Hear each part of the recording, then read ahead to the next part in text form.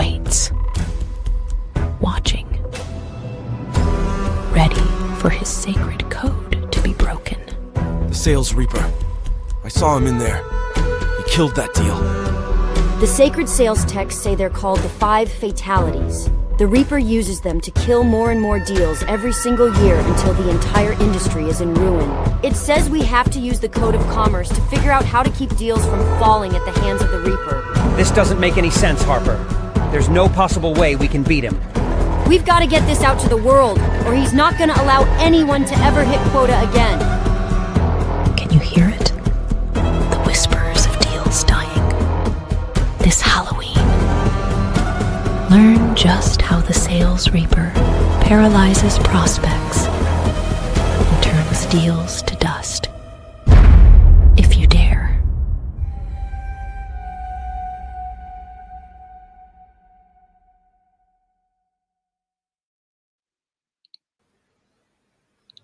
What is up, everybody? Welcome to Fatality Friday, a special Fatality Friday, the second in this series, and it is also Friday, October the 13th. So we're very on brand on this beautiful Friday morning. So thanks for everybody showing up. Thanks for those that came to the first stream last week.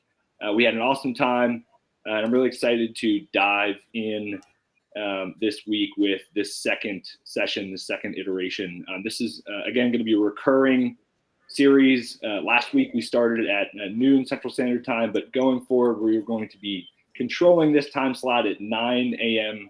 Central Standard. Let's dive in and without further ado, start going through some introductions with the folks that we have on the team. First, we're going to go through the agenda to get through the next hour. That's what we have slotted, and we're going to fill up as much time of that as possible. That's going to be valuable and hopefully fun and entertaining for all of you. First, we're going to go through the introduction of the folks that are on this stream. We've done that last week. We're going to continue to do it in the future. We're going to talk about some of the problems that we are facing, at least that we see we're facing in the sales profession and the sales industry. We're going to go through, for those that have been following along with the Sales Reaper series, we're going to go through the 5 fatalities and the 3 milestones. We're going to dig into how sales reps and sales leaders can start to proactively and systematically disarm the objections that are consistently killing their pipeline. The whole idea behind this series is to ensure that we can have some fun, but we can also make sure that we are incorporating practical and tactical sales process enablement for people that are ready to start improving their conversion rates throughout their individual sales funnels. Next, we're going to hop into an exercise that we launched last week that we're excited to continue on as well. We're going to go through the fatality decision tree. We're going to go through the monthly sales postmortem, an exercise that will allow you to audit over the last 30 days which of those 5 objections are taking down your pipeline the most and what you can actually do to proactively counteract them. And we're also going to go through what we also just launched recently, which is the sales autopsy call that we are running with sales leaders to help them identify where in their team's funnel on an aggregate level they are getting impacted by these fatalities. So after that, we're going to jump into a little bit about the Sales Process Training Academy. We're going to go through some Q&A. So please, if you're on LinkedIn, know that our friend Jocelyn is going to be able to respond in the chat to some of your comments, but please feel free to throw comments in the chat, questions in the chat, and what we're going to do during the Q&A section, we're actually going to pull up some of the best questions, pin them to the stream, and we'll work through them as a group. And then last but not least, yesterday, we released the second episode of the Sales Reaper series, which we are super excited about. Definitely a different take and a different spin, even from the previous episode and the trailers leading up to it, which you just saw. And we'll show you all, if you missed it yesterday or you just want to see it again, we'll show you that at the end of the stream. Cool. Let's jump into what we are dubbing the Sales Syndicate, or the Syndicate for short. We launched this initiative, the Sales Reaper series, the Sales Process Operating System, which is the foundational training for individual contributors that underlies all of the work that we're doing here.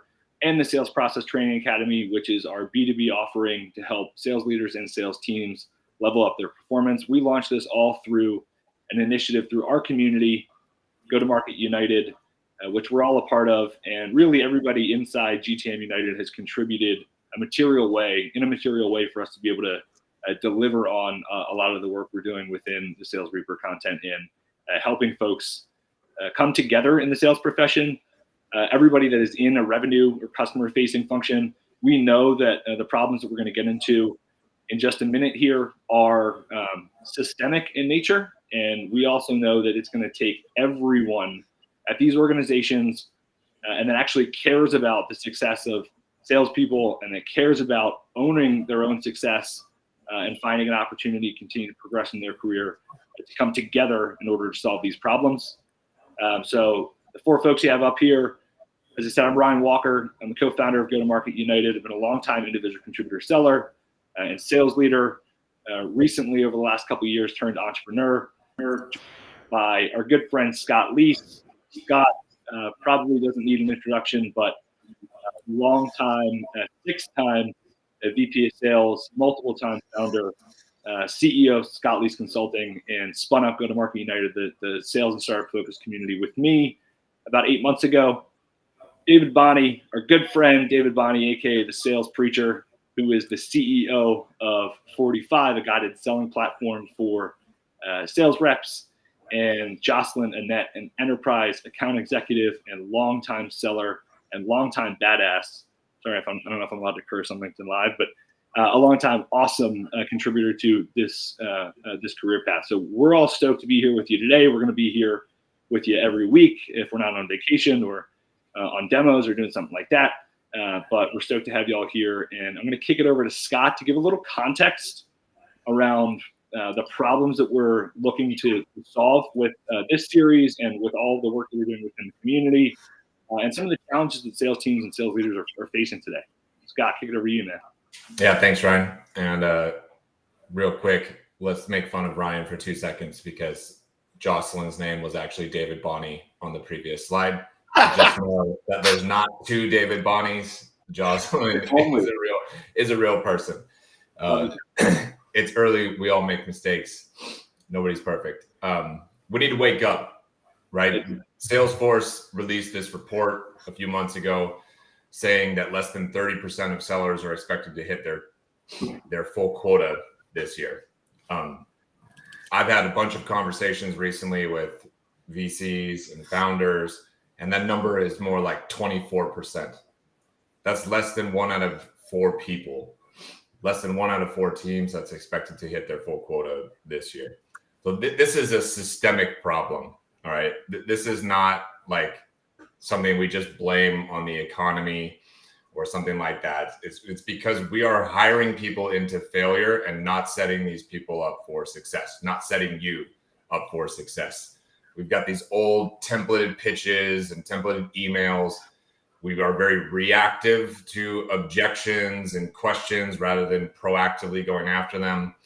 You know, this magical kind of sales advice, this art form that we used to lean on without any real tactics, that stuff is not working anymore. And this methodology that has been famous from founders and VCs and gets pushed down to sales leaders where they over-assign the target, sort of setting salespeople up for failure. So they'll give you a target of X, knowing full well that they can hit 20% below that and still make their number and look okay. That's the old way of doing things. And that has to go away. And it's got to be replaced by the new way of doing things, which is dissecting your sales process, getting back to basics, identify the objections, the main reasons your deals are dying, and the reason your conversion is being killed off. And then you've got to build a plan to proactively defeat them and execute that plan consistently, time and time again. And leaning on enablement and training and coaching along with capital efficiency rather than just hiring a bazillion salespeople, and having realistic targets and realistic growth in mind rather than trying to hit these bloated, inflated valuations. So we know that the game is rigged. If we allow it to be rigged and do nothing about it, we're going to keep struggling, right? So it's rigged to keep a large percentage of salespeople from succeeding. But what we're trying to do and kind of rally all of you to get behind is that you can join forces with us, with each other, and we can fight back. And here's how we fight back: by attending things like this, by getting the messaging out there, and attacking all these problems. So the three main problems that sales teams face, in our estimation, is you've got no plan to hit the goal. You're missing critical execution gaps, and there's just no improvement that's happening. These are the main problems facing sales leaders today, right? So there's no plan to hit goal. You've got this over-reliance on the superstar performer, the lone wolf, if you will, right? There's no data-driven plan. There's no way to clone them and replicate their success. Instead, they're just like, oh my gosh, Jocelyn is so good. I need her to bring in all these deals to cover for everybody else that's underperforming. I don't know why everybody else can't, perform the way she does. That's not a plan. Relying on one star to deliver is not a plan. Okay. This critical execution gap, there's no repeatable sales process. Every single day, I talk to founders and sales teams. Every single day, I'm like, what's the process everybody follows? What's the repeatable way that you build pipeline, that you prospect, that you demo, that you close deals? And every single day I talk to people, they're like, we don't have one. These are companies that have often a couple $1 million in ARR, sometimes even up to 10, 15, 20 million in ARR, and everything's breaking down, right? And you're missing information, and you've got to dig in and get this information in order to close these deals faster. You got to improve. You got to work on improving every single person on your team. This lack of ongoing training, this lack of effort from sales leaders to spend time getting to know their people, you need to know what makes them tick, where they're struggling, where they need improvement. This decreases quota attainment. It hurts morale. It increases turnover, and increases the kind of vitriol going back and forth between sellers and coaches, because sellers are out here saying, I'm getting no coaching. Nobody's spending any time with us whatsoever. So we've designed Fatality Fridays and our sales process training academy to try to solve for these problems specifically. All right. So before we dive into these problems, we really just have to make sure that sellers and sales leaders are clear on why their deals are dying.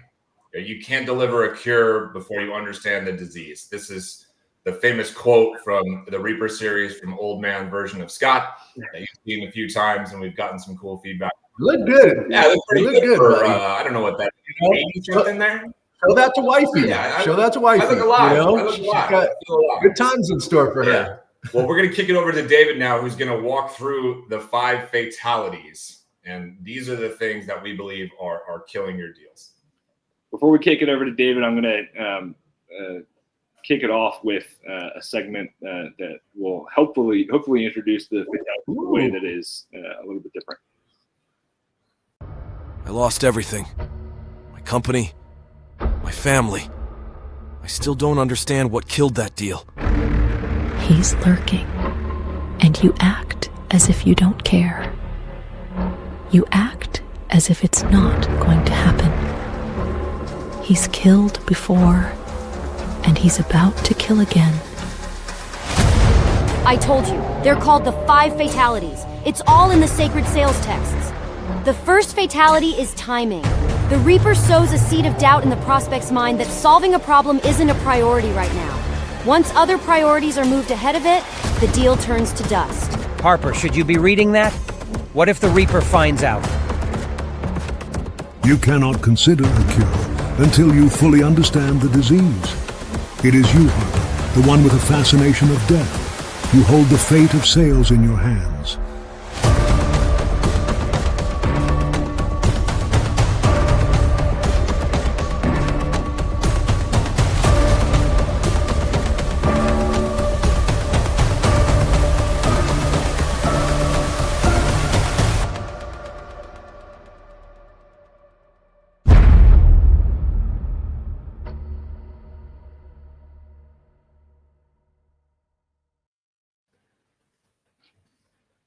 How's that for a transition, David? You're the Reaper. You're the Reaper. So, all right, let's get into it. Just like Scott was saying, most deals die due to 5 preventable reasons. And as we go through these things, guys, just to dive in a little bit more on what Scott was riffing on there, these execution gaps that we keep running into, so much of that, when Scott talks about process, right? You guys have seen it, the resistance that bubbles up, right? It's like, process, no, you can't do process. We've tried scripts before. Those don't work. It's not about scripts. It's about consistent process. And we're going to go back to this analogy over and over again. Are we engaging in a courtship with our prospects, or is this a date, or is this a doctor's visit? And I'll agree with everybody. If you're going to go through and date somebody and it's a courtship, sure, that's an art. You're going in there and it's dynamic every single time based on the person. But that is not what our prospects need from us. They're in pain. They're sick. They need help. They need us to show up as doctors, as experts. And that is a freaking process. Go to a doctor. Well, don't waste their time and go there for no reason. Don't secret shop doctors. I don't subscribe to that. But next time you go to the doctor, go through and look at their process. It is repeatable, but they have good bedside manner. They're going through and they're customizing it with you. Where is the process? Right? This needs to be like a doctor's visit. When it comes down to the improvement, guys, this is just a life lesson. Now, I know you guys didn't come here for life lessons or for sales, but I'm gonna give it to you anyway. Guys, in life, you're either improving or you're getting worse. You don't sustain anything. You're either investing in your own improvement, your company's investing, as a leader, you're investing in your team's improvement, or the skill set, your team's skill set is actually decaying. There is no flat line. There is no plateau. It's one or the other. So we've got to focus on improvement. And when we do those things, we can actually start to see, when we're looking at a process here to try to help people become more healthy, right? Like a doctor's visit, we can actually look at this and say, guys, there's ways to prevent this, just like doctors do. These are absolutely preventable, and they don't need to be reactionary, right? As soon as you guys are reacting to objections, the deal is probably already done. It's already dead. The seeds of doubt have already been planted. They've grown in the prospect's mind, and they're already convinced. By the time they tell you what's going on, they're already convinced that it's not the right thing, right? But why? Why are we doing this to ourselves? So when we look at the reason why our deals are dying, when I saw in the chat before, I can't scan through right now, but there is this thing of sales is what I believe to be the most noble profession in business. These 5 reasons, they're not about improving your quota, although they will, your quota attainment. These 5 reasons are not about your commission dollars, although they will help your commission dollars. Deals are dying on your watch for people that actually did need your company's help. They did need to take action right now. They needed to stop piddling around and doing it themselves. But because we couldn't usher them in, we couldn't actually help be the catalyst for change in their life. And that's a big deal. I wake up every day and I hop out of bed when I know I'm going to have the opportunity to change people's lives. Every prospect that I talk to, I peel myself out of bed every day when I think about, oh God, how am I going to hit quota? They're 2 way different frames, guys. It's a way different frame that we're coming from on this. All right, so let's go ahead and dive into the preventable reasons here. We'll do this real quick because we're going to spend more time today focusing on the milestones. But the 5 preventable reasons. First one is timing. This is the biggest one, guys. When our prospects believe it's just not the right time to do something about this, right? And other priorities take more precedence. I'm gonna go focus on different problems. Sometimes that's true. But a lot of times it's not. If they're already taking time to engage in research and then talking to us, it's usually probably reached a point that's pretty bad. So what happens when we can't be that catalyst?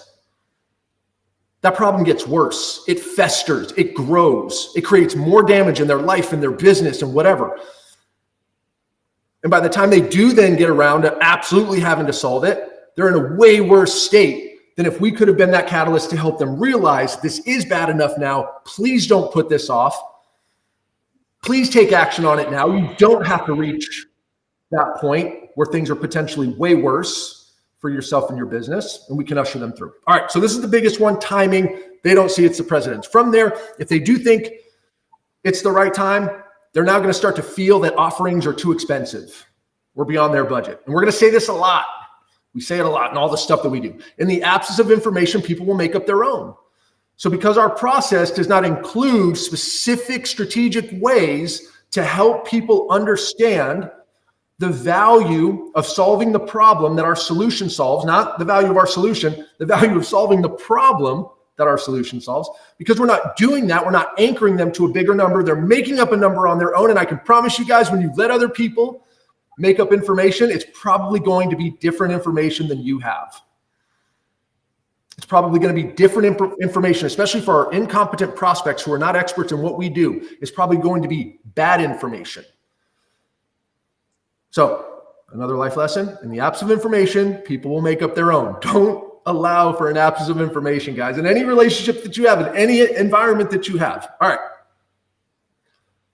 After price, they're going to take action, but now we've got this issue of competition, a perceived superiority of another option, speed, pricing, or feature set. This really comes in to account when it comes to the competition of our own existing resources, right? Like that's the big deal. I already have a CRM. It sucks, but now let's just keep it. We don't need to move on, even though stuff is just breaking down.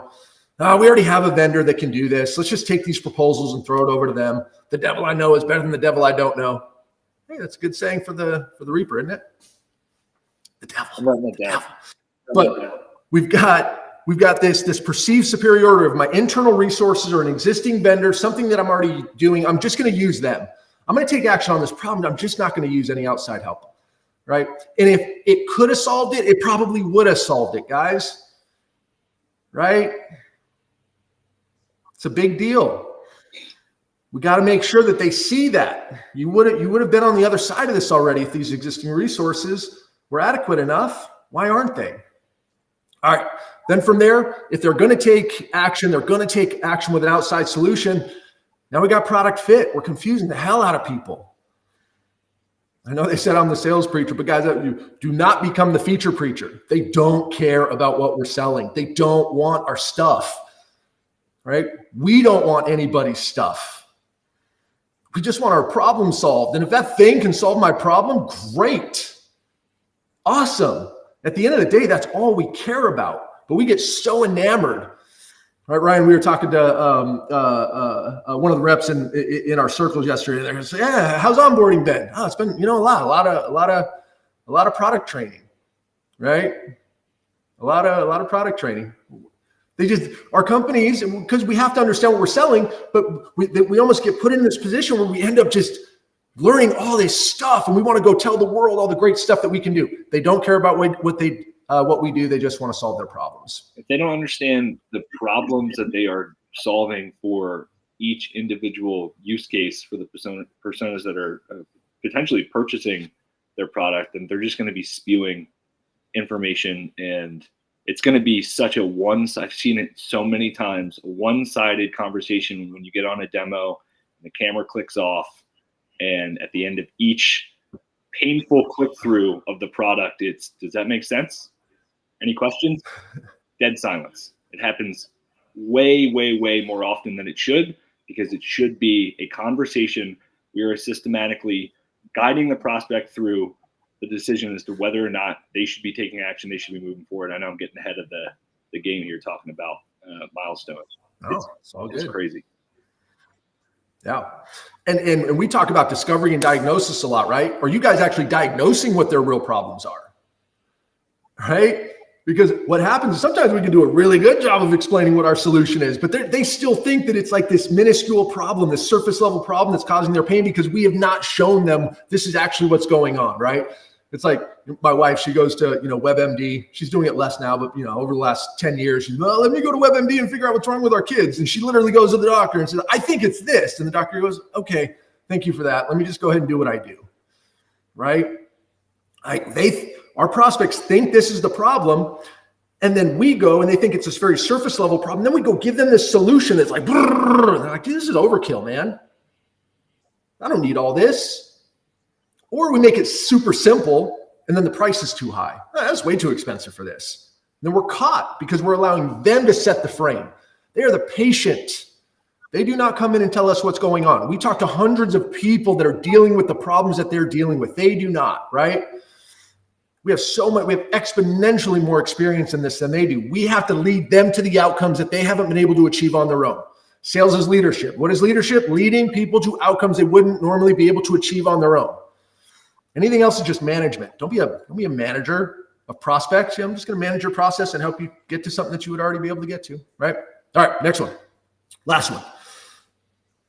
All right, from there, trust. Okay, so we've gotten all the way down to it, but there's still some skepticism about the salesperson, the process, right? What are all these questions? I don't think they know what the hell's going on with us. I don't think they know what's going on, or I don't think they really know what the company does. Maybe they're new or whatever it is, right? That skepticism sets in when we don't come through and conduct really good process. Again, think about it with a doctor. If you're just like, what is this exam? I don't really trust what they're saying. What do? You go get another opinion. Right? But it's more on their process. So this is now a self-inflicted inflicted wound a lot. Like Scott was saying, where's the process that puts you in a position of authority that allows them to understand you know what the hell you're talking about and you know the questions that need to be asked to help figure out what's going on so you can diagnose it and effectively show them a demonstration of what we do in context to that diagnosis, right? Or maybe it's the company's credibility. Right? Does this company have a past history of doing this? And if people have to make up that information on their own, right? They're just going to go to all these random Facebook sites, look at likes, look at all this stuff and just try to figure out, has this company been there, done that? It's not a good way to do that. We need to be proactive in helping them understand that we have done this, we will do this again, and we're going to do it for you. All right, so those are the 5 fatalities. All right, so this is really what we want to talk about today is the 3 milestones. Okay, so when we don't pass the 3 milestones, it's not about how do we keep these 5 things from happening. What we really want to do is we want to pass 3 specific milestones in the sales process, and if we can, naturally, the 5 fatalities just start to shed away. Okay, so this is the proactive way. We're not reacting to those objections when they come up. How do we proactively, in our mind, ask ourselves the critical questions and get to these points and get these questions answered and get past these milestones? And in doing that, we naturally get past the fatalities. All right, so what are the 3 milestones? David, I gotta ask you this because I don't know that we've ever had this explicit. Well, I guess we probably have, but if you had to take a guess as to the percentage of sales reps that are leveraging a process that have these, even if they're not these exact checkpoints, specific checkpoints in place that ensure they're getting the right information, they're getting affirmation and confirmation from their prospects that they're on the right path, what percentage would you say is actually happening with existing sales teams? From all the audits that we've done from existing processes? Oh gosh, man. I mean, an semblance of these, probably 10 to 15%. I still have yet to do an audit that is strategically designed to get all of these done. And by the way, we've got technology that we white label to other sales trainers and other sales methodologies that have really good process. And when we look at what they're doing, I point out the holes that they have in their process that keep these from actually happening. I mean, it's not, but no, right? Like we've talked about before, the key is to have a process. It's not about this process. We just need a process. Because what most people don't understand in the sales game is that we're leaving unbelievable amounts of potential on the table by not having a process or a playbook. Just like in sports, you can go execute that, right? You can go execute that playbook up against the expectations that you're having from the defense. And based on what you're seeing, you can then start to optimize it and improve it. What's so funny about that analogy is that there's so much tie into why athletes make for good salespeople, and nobody ever talks about the ability to effectively run and consistently execute a playbook. Like it is, I think, you could talk about competitiveness and the desire to consistently improve, but it's like, how are you actually doing your job? And one thing that I have picked up since now the long time that we've been working together, like thinking about having somebody step into an environment where they actually have the tools that they need to set them up to be in a position to score. Like, you're not going to close, you shouldn't close every single deal. But you're putting yourself in the position to close the good fit deals where you can, to your point earlier, actually help solve the problems that are holding back these people from specific outcomes that they're trying to get to. I just think, and even in the calls that we've had in the last few weeks with sales leaders on these autopsies, the first question that we're going through, and it's a safe environment, of course, the first question we're going through is like, walk me through your process. And some of the blank stares and just some of the, I need help to be able to effectively articulate it or document it or put it on guardrails. Like, that's okay. It's just for the folks that aren't even taking the initiative to go out and try to solve that, it's just going to continue to perpetuate this problem of systemic failure that we're seeing across the board. So, that number was top of mind for me. I think it's crazy, but we can fix it. Yeah, and I think the big thing is, guys, is that, again, that this is the thing that the vast majority of sales organizations don't understand, and that's okay. This is not a slide on anybody. But when we get to this, essentially what we've seen is there's uncapped sales conversion potential in every single sales organization. Every sales organization that runs their pipeline projections off of a certain number of deals in the pipeline or a certain amount of dollars in the pipeline and applies that 33% or that 35% number as a way to say, whatever, my reps are saying whatever they want, but to the executive team, here's what I'm going to do. It's typically ends up being 34% of the pipeline. That's the number that I'm going to give them. I think also the thing that doesn't have to be that great. Go ahead, Joss. About the autopsy that we will do at the end is, like, athletes, if they break their ankle, they don't keep playing on the ankle. I think a lot of sales organizations see that there's problems. They don't know where the source of it's coming from, but they keep the consistency of the failure and doing things the same way and not considering a new way to do it. So I think once we get into these milestones and then go through, the autopsy, finding the root of the problem is like the biggest takeaway we want for all of you to leave Fatality Fridays with. And so exciting. That's great. Yeah, absolutely. All right. So as we look at this, guys, there's a new way forward here. That's why we're trying to build this group together. So more of us can start to see this, because there's infinitely more potential in our role and in our organizations, and we're tapping into today just by slightly changing the frame a little. Just change the lens just a little bit, and you're going to be able to see a completely different world. All right, let's go ahead and dive in. All right, so milestone 1. This is the first question that has to be answered in any sales process. Do they absolutely have to take action to solve these problems?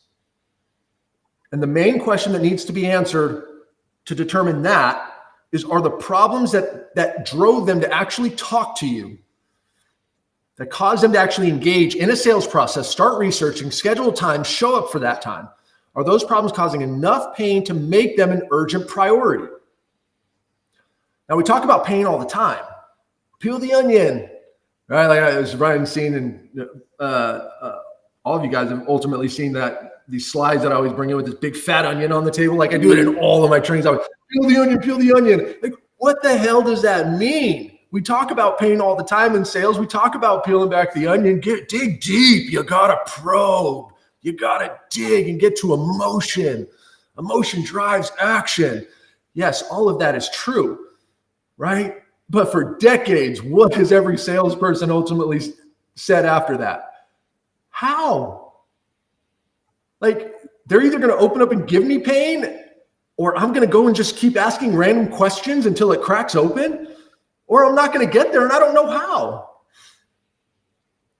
But if we know that this is the first milestone that has to be passed, and we need to start crafting questions, we call them progression pathways. Progression pathways in the sales process that allow us to strategically get to this answer. Okay? And we're going to go back to it. Is this a date or a doctor visit? That process, if you create a doctor visit frame, you can absolutely get there. They're more than happy to answer our questions, guys. They're in pain. They're coming to us for help.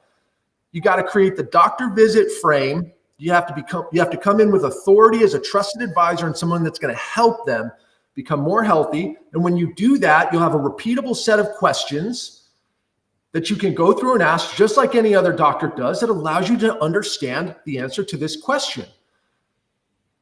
Right? Especially for me, right? People will hop on sales calls for my company. And if I take them, oh, I know what you're doing, David, right? Maybe they've read my books or whatever. I know what you're doing. You're trying to get to pain.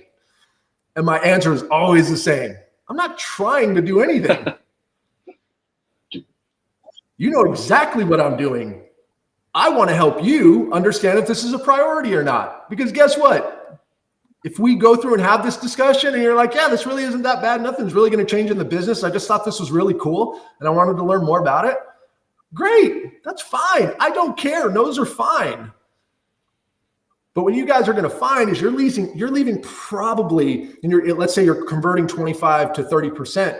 You're leaving probably another 20 to 25% deals on the table for people that absolutely should be taking action, but you don't have a repeatable process to crack into this. DB. Yeah. One thing that I think is nuanced about like an inbound versus an outbound motion for with a full cycle account executive or even like an SDR, BDR that's setting up demos for AEs. I think, I've seen it happen time and time again on the outbound side. People fight tooth and nail to try to get time to have these discussions with prospects. And it happens so often when a prospect gets on a call, the salesperson is apprehensive about digging into the reason why that person decided to take that conversation. Because if they get that first visceral reaction of, I don't know, your sales rep was really persistent. Cool. A lot of salespeople take that and they don't want to rock the boat. They don't want to pressure test it. They don't want to hit back.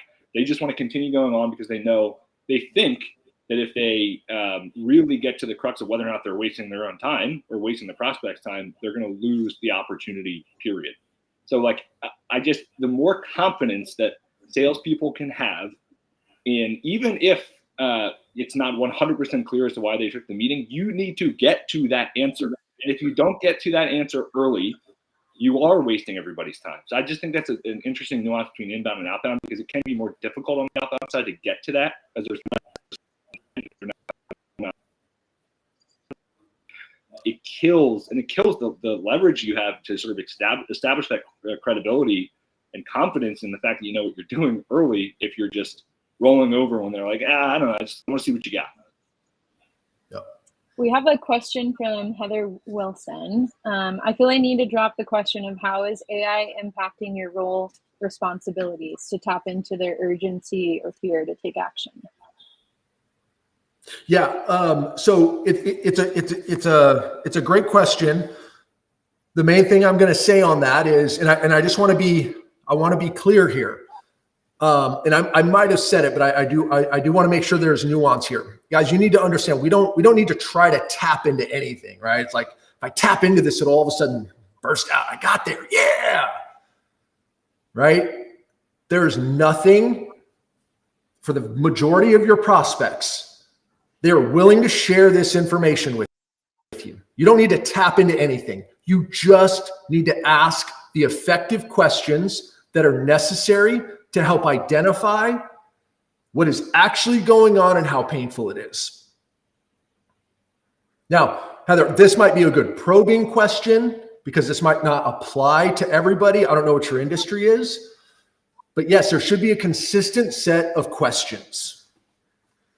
And when you ask those questions, your prospect should be saying to themselves, this person gets me.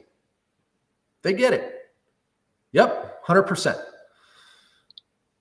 Right? So that's the key thing that I want you guys to understand. We don't have to tap into anything. We just need to ask the right questions, and they're more than happy to give us the information. This is a big change in the frame. Okay.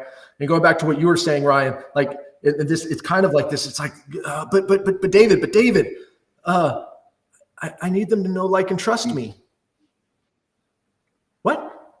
No, you don't.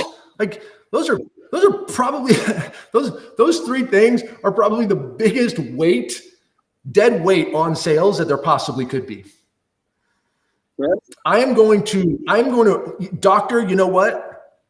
Yes, you can perform that surgery on my shoulder because I know you, because I like you, and because I trust you. What the hell does that mean? No, you can perform that surgery on my shoulder because I have confidence that you know what is actually going on inside. You've told me you've seen this multiple times, and this is actually one of your areas of expertise. And you gave me a complete treatment breakdown on how you're going to get to it and what my outcomes are ultimately going to be. And that's what I want. And you have good chairside manner. You're not a jerk. But getting beers with us, guys, is not the answer. People don't buy stuff from us because they want to get a beer or drink bourbon with us. That way is dead, right? We have to be better when we're focused on this stuff in terms of how we're meeting our buyers and the process that they're going through instead of this no like and trust David, stuff. the irony in that is that when reps try so hard to establish a relationship, build rapport, be liked, they are moving farther away. If they're not explicitly focused on the stuff we're talking about, they're moving farther away from actually being that trusted advisor that can help them solve their problems. Yeah. But the irony is, like, if you do that stuff first, the stuff that we're talking about that you need to do in order to effectively progress these conversations, the trust and the likability and all that stuff, grabbing beers or whatever, that is a byproduct of doing your job well in the first place. Like, it's not the thing that you lead with. It's not the thing that you strive to figure out as early as possible. Do your job well as a doctor in this environment, and that other stuff will come. But it's not even important. Besides the stuff that you're talking about, you're not being a jerk. And but yeah, I'm not going out I'm not going out to beers with my ophthalmologist. What if your doctor came in and built rapport with you for 15 minutes when you had the flu? Like, if I get in charge of this? Yeah. Oh, did you see the Broncos last night? Man, holy hell, they're terrible. Did that champagne not tell you what? Oh, dude, yeah. Oh, you're from Denver? Oh, that's so cool. Oh, yeah, I live there too. Oh, man, what high school did you go to? Oh, really? Oh, looks like you got Get out of fever. here. Are you serious? And we're doing that crap all the time. I digress. All right, so yes, we've got to get to this first milestone, guys, because at the end of the day, nothing else matters. If they don't need to take action on this problem, everything else is going to be a waste of time. Everything. And then you're going to have an overbloated pipeline. You're going to have a letdown at the end of the month. You're not going to have the urgency to go prospect like you need to. And everything just gets worse. All right, milestone 2. Do they actually need outside help? I'm going to take action on this, but what's the easiest way for me to go take action on a problem? Myself. I'm going to do it myself. Or I'm going to chat GPT for all you AI folks out there. I got it. Chat. Hey, chat. I need help.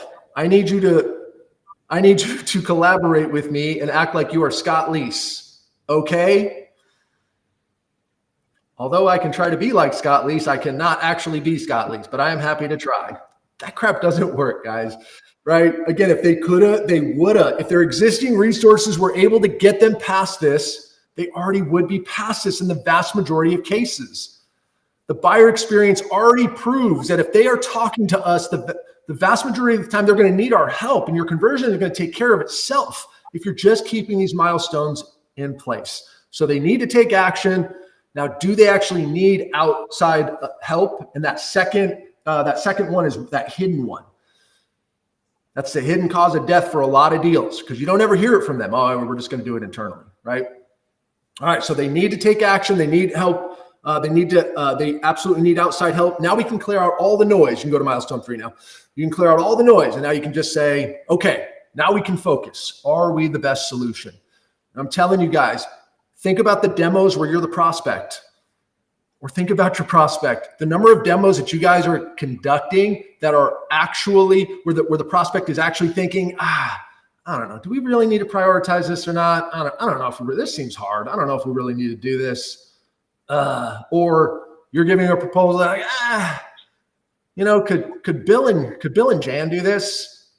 I might just shoot this over to them afterwards and see if they could go ahead and get this done. Jan could do it. No. Bill. Bill's an idiot. Bill. We love Bill. Bill's good for the culture, right? Right bus, wrong seat, right?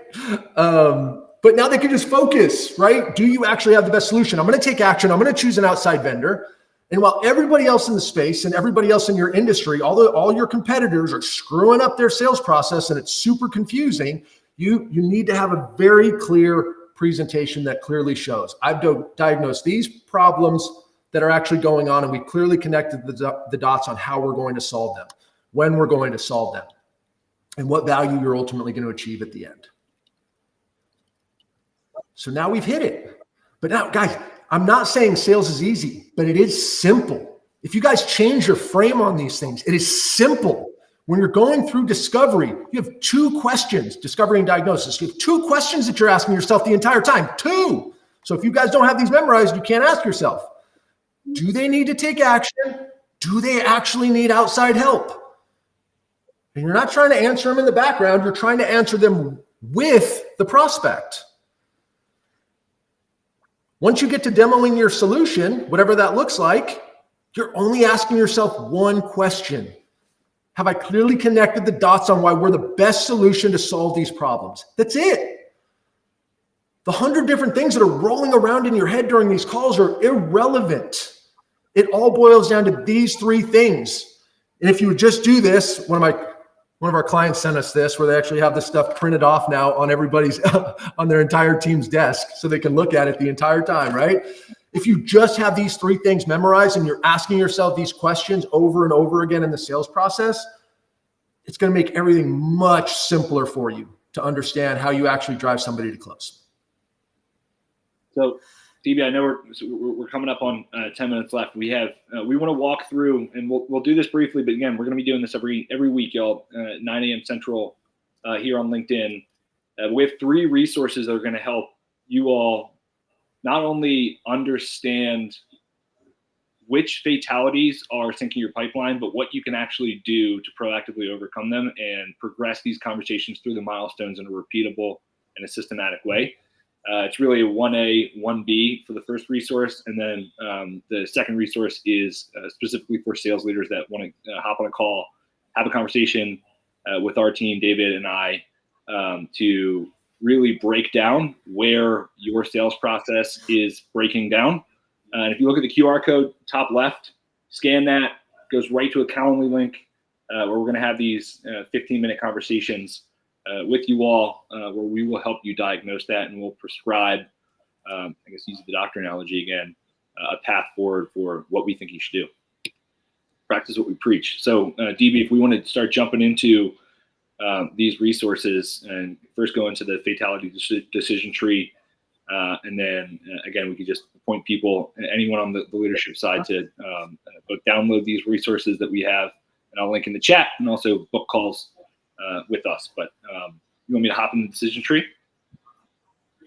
Yeah. So this stuff is very process oriented, guys. It's very logical. Okay. And we have all these resources for you. Okay. That's a big key to this, so that you guys can actually take control as sales leaders. You guys can take control over the performance of your team, or as salespeople, you can take control over your own success. Because as soon as you understand what's killing it and what's causing your deals to die, then and only then can you actually start to figure out the cure, like we talked about before. So to improve this stuff, we have the postmortem download that you can get to. But go ahead, we'll go through the decision tree. When you're trying to figure out what is actually killing your deals, and we went through this last week,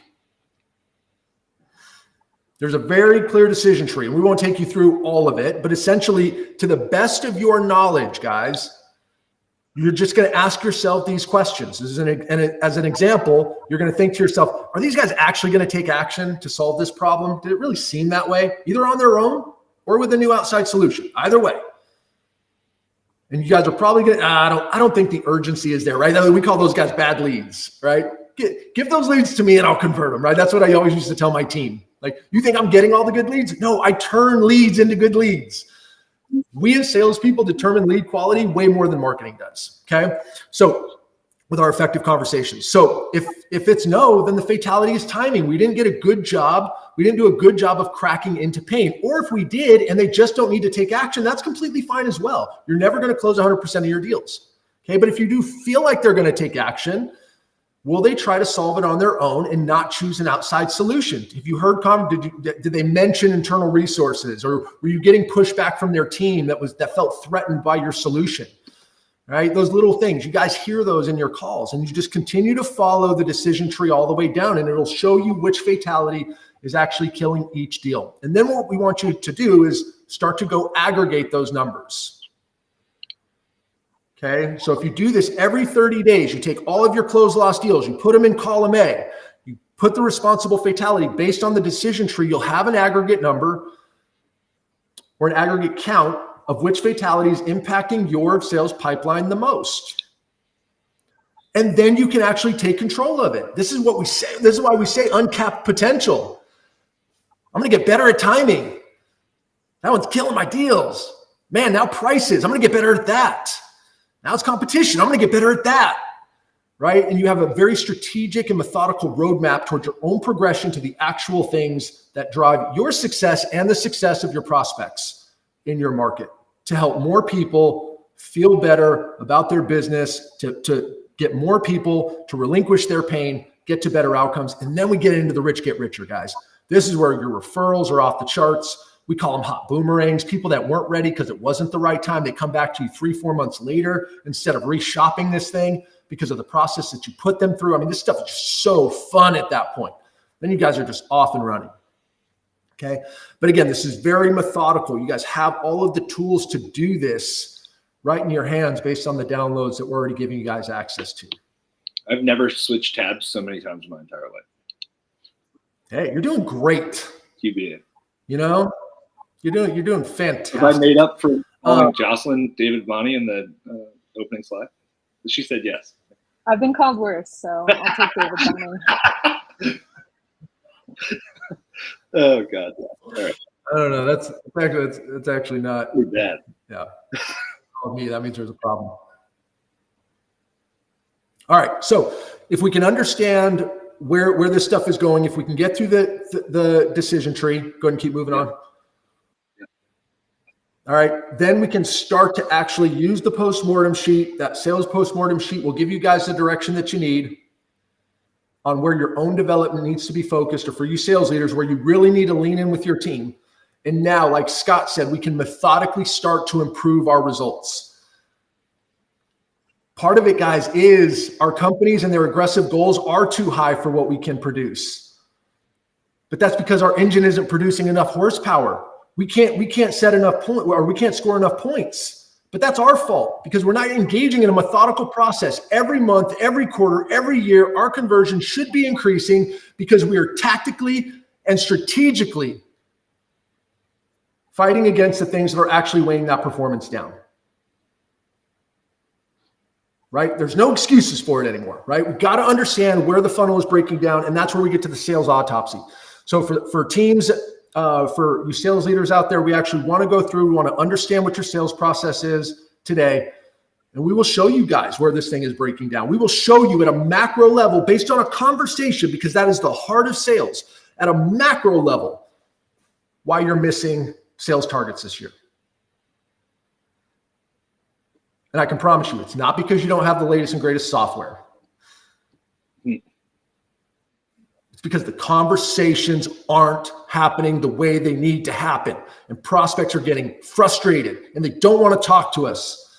And if we fix that, we start to fix our conversion problems. And when we fix our conversion problems, we start hitting goal. And once we start hitting goal, then we start setting our own goals. I don't care what you said. We needed an executive team or CEO. This is where I think we're going to be. We should be dictating to them because they don't know our business. They don't know what we're doing nearly as much as we do. So in that process, autopsy process, we're going to dissect your sales process, pinpoint the deal killers, and codify your plan on how to move forward. And then you can do whatever you want. It's not paid for. We're going to help you. We'll show you how we can help you.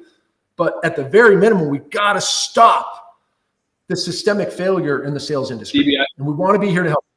I just want to call something out on the figuring out on the sales leadership side what is not working. There's always, not always, a lot of times there is a automatic pinpoint of we need more activity, we need more dials, we are just not working hard enough on the sales side in order to generate enough opportunities. Right. If that's happening to certain reps, I will tell sales leaders from an individual contributor standpoint and from a sales leadership standpoint, that is not always the answer. And at the end of the day, there is a reason why your reps have call reluctance. There is a reason why they don't necessarily want to pick up the phone at the clip that you think that they need to. And part of it is they are not confident in their own process where they actually get somebody in on a conversation that they can effectively run the process that we just outlined today.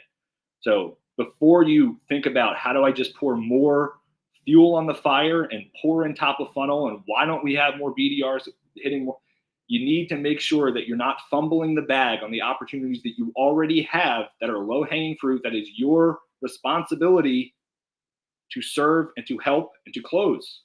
So I get on a soapbox that stuff, but I just wanted to call that out.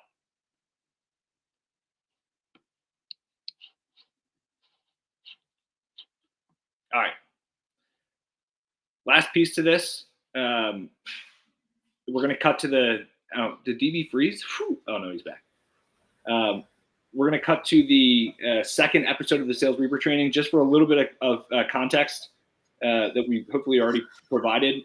The reason that we are putting out this very different, this very out-of-the-box content series is because we know that this message needs to get out to as many people as possible, and it needs to speak to the hearts and the minds of salespeople, sales leaders, founders, folks in revenue-generating functions, folks that are responsible across the organization to hit these numbers.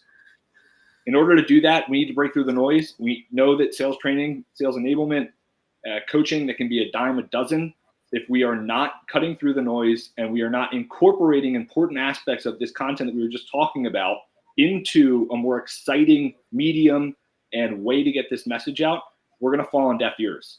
So that's why we created the Sales Reaper series, and that's why we are here to continue to blend the methodology and the process and the tools and the strategy that people need in order to have sustained, consistent success with some fun, some excitement, and shining a light on some of the dark BS that happens in a lot of these companies that are over-leveraged and under-resourced that still need to hit their number regardless of what bodies they leave in their path. DB, anything else before we cut to the final outro with the second episode? No, let's do it.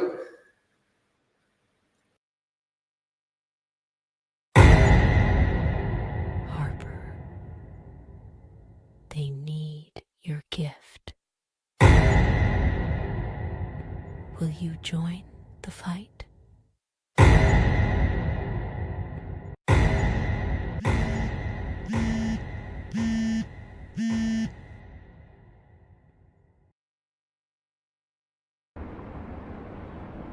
Have you updated CRM today?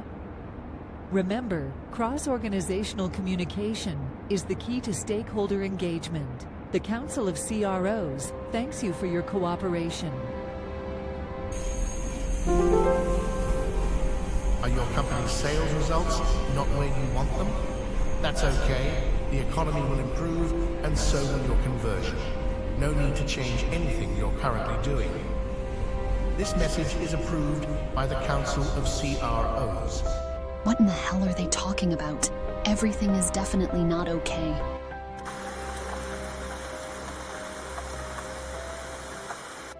Harper, I'm grateful you came. I hate to have to say this, but his power is growing out of control. It's no longer just about deals dying. There are mass layoffs, livelihoods, and entire companies in ruin. Entire revenue streams are vanishing. It's an epidemic of despair, and the heart of commerce is bleeding out. I lost to him, Fitz, over and over again. I don't understand why you think I would be any help. You said you have the sacred sales texts. Aren't those enough? The situation has changed. There are more forces at play. The Council of CROs is not who they appear to be. I believe they are actively encouraging salespeople not to improve, causing more deals to die at an accelerated rate. No need to change anything you're currently doing. We're reaching a breaking point. The closer sales gets to its demise, the more power the council will seize in the aftermath. We are doing our best to fight back, but we don't understand how to consistently keep salespeople from breaking the code and digging their own graves. And I'm supposed to help how? How is my gift supposed to stop any of this from happening? You cannot begin to consider a cure until you understand the disease. I know you've heard the whispers at night, just as I have. Harper. We are being called to fight back. It is you, Harper, the one with a fascination of death. You hold the fate of sales in your hands. This seems impossible. Where would we even start? We start with the 3 milestones. These are the building blocks to increase conversion for sales teams and create the needed improvement to defeat the fatalities for good. By rallying the leaders who want to break free of the council's tyranny, we can dissect their sales process, pinpoint the fatalities killing their deals, and help them build a plan to attack them head-on. The clock is ticking, Harper. We need to get started before the year is in complete ruin.